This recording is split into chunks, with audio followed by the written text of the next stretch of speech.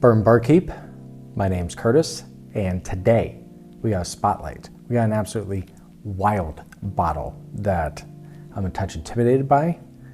It's cool looking, and this will be my first time ever trying light whiskey. Touch education for you all and for myself, and hopefully I don't burn my esophagus with this hazmat Jacob's Pardon we got in front of us. Stay tuned.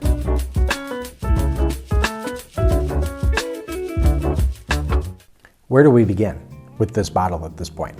This one caught my attention because I was like 18 years old, non-chill filtered, intrigued. Okay, let's see what that is. And then I started reading some stuff on it and I was like, oh no, what did I do? Like, this mash bill is 99% corn. Excuse me? Didn't know that, and hopefully I didn't make a huge mistake by that. That's something that I have not had before, including it being a light whiskey. But first, let's talk about Jacob's Pardon. This is a brand that pays tribute to Jacob and Abner Taub. They were bootleggers way back in the day. I'm gonna say like 1929 area. Then they were arrested because that whole prohibition thing. Was it right? Was it wrong? That's a different channel. Then Franklin Delano Roosevelt did the right thing, and he was like, sign this pardon, get the hell out of here, and keep doing the good Lord's duty. And they went right back to whiskey making. Now we got third generation Mark Taub and his son Jake out here doing the same family business. And I love it, I'm here for it. One of my favorite movies, Lawless. So kind of a sucker for a good bootlegger. Not, well, I mean, he can't pick me up, but I'd like to hear his stories. So there's that piece of it. Now, if we're gonna talk about the light whiskey piece of this, I was doing some research since I don't know things, and there's a whole bunch of reasons behind the light whiskey thing. One was like distillers trying to take shortcuts and not using the new charred barrels. They're using like old charred barrels. Some people were saying, hey, they were going from like bourbon to vodka. So now to kind of appeal to, hey, we're the light bourbon, we're the light whiskey. There was that story, but ultimately the rule makers of the whiskey world were like, you're not bourbon, back off, but we'll throw you a category and just call you light whiskey. Would I have bought this if I knew it was light whiskey and 99% corn? I don't know, but guess what? It's on the table, so we're gonna put it on the channel. Now we have something completely different than what's on the market. Once again, we've hit on the light whiskey piece. This is a non-chill filtered Jacob's Pardon number 3. So they had like a number 1, I think they had some Tennessee whiskey in it, much lower proof. Then number 2 was still at least a lower proof of this. This guy is coming in at 142.7 proof. I don't know if this is kind of like, what was that chip challenge? I don't know if that's what you're gonna witness here, but I'm excited for it. This is aged a minimum of 18 years. This is Ross and Squibb juice, so we'll see. I don't know how many people are doing light whiskey. We're just gonna go for it, see what happens. Now that we've got the education piece out of it, and we'll get to the part that you all actually care about.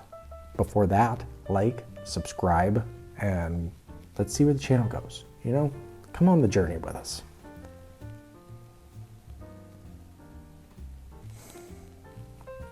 It's definitely not lighter on the nose. I'm getting a wild aroma now. I need to clarify. It's pineapple. It's like a grilled caramelized pineapple. There's definitely a sting of alcohol, but not as much as what you would imagine. I think that's kind of what I'm bracing for, is this proof point. You can't get in there too deep, but there is a nice rich sweetness. You know, the light whiskey kind of has me going down this weird trail to where it's still 18 years old, so you're getting these really beautiful like dark brown sugars, that caramelized sugar like from that pineapple. This molasses is coming through. It's very rich, very dark, and I like it a lot. If there was anything light coming out of this, it would be like a biscotti cookie. Like there's that sugary sweetness, that sugary dough sweetness. cookie sweetness that, yeah, let's get it on the palate and see what happens. Cheers, and hopefully I don't throw up.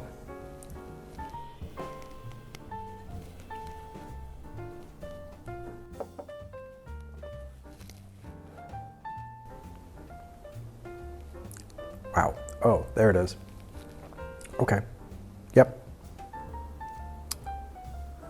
That is all hug, no burn on the tongue whatsoever. If I put that in a blind, I could actually convince myself that's either a rum or at minimum a rum finish.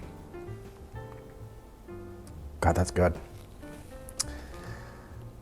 If you wanted to experience rum, but refuse to buy it, this is it. There's so much rum on it. Dark brown sugar, like a baked caramel, maybe even like a toffee potentially. That tropical fruit still pulls forward. I love it. I haven't gotten pineapple. Old Elk, the island cut, the cigar one. That one we got pineapple on. I loved it. This is the second time I've gotten pineapple, and I love it in a whiskey. Probably not every one of them. Wow, that's good. But boy, that heat is overtaking. It's great. On the tongue, you could convince me that's 120. I mean, it's super smooth with an intense chest hug. I don't know if I would call it overpowering. Maybe it's because I had higher expectations of what would we say, 142.7 proof was. I mean, the hug's gone, so I wouldn't be too scared off by it. Let's see if the intensity is there on sip 2 as well, though. Let's see. Sip 2 smoother. Wow, that's dangerous. I mean, over 70%. Yeah, the shock of the first sip is not there on the second, and you will definitely get yourself in trouble. Nice baking spice coming out on the second one. Nice ginger, I would actually say. Not a note that I typically pull, but it doesn't really go into pepper or anything. There's just this really nice, fresh burn to it. Ginger. Your dark brown sugars are all the way through, but at least the star of the show for me is that grilled pineapple. I love it. I'm gonna repeat myself again that this is very rum-like. So in a blind, you could really fool someone. Now we get into the scoring aspect of it. So we have our categories to help kind of lead and guide us. Also, obviously plays into Whiskey of the Year. We also do a bang for the buck to where, oh no, I didn't even say the price.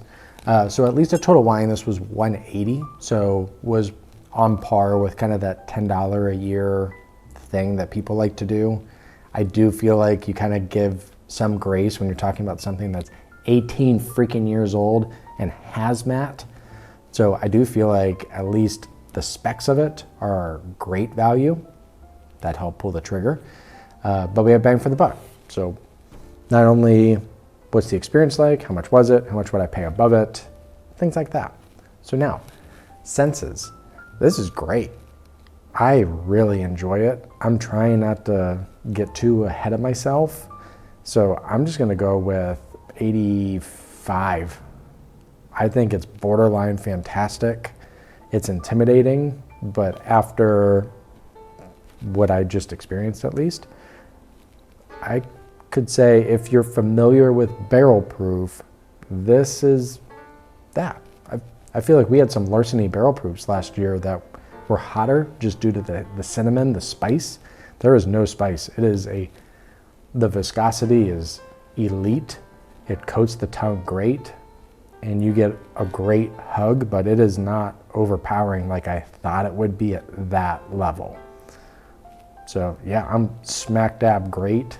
This will be one of those Whiskey of the Years that you revisit and see what kind of happened to it. But as of right now, it's easily 85.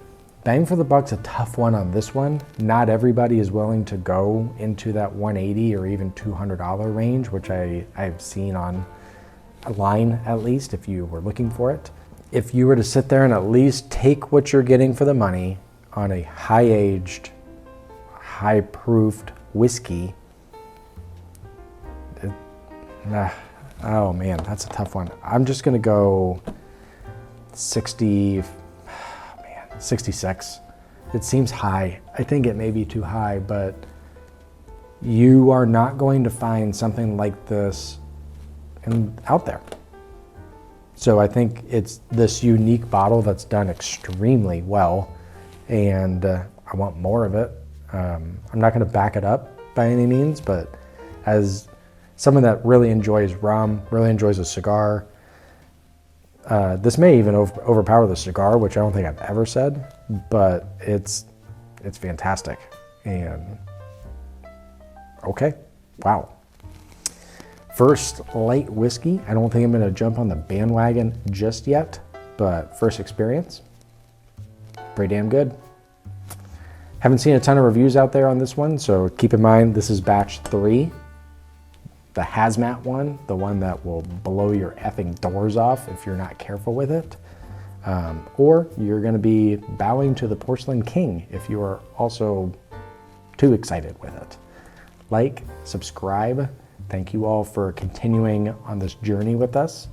And if you have any other ideas on at least spotlights, fire them over. Let's see what we can do.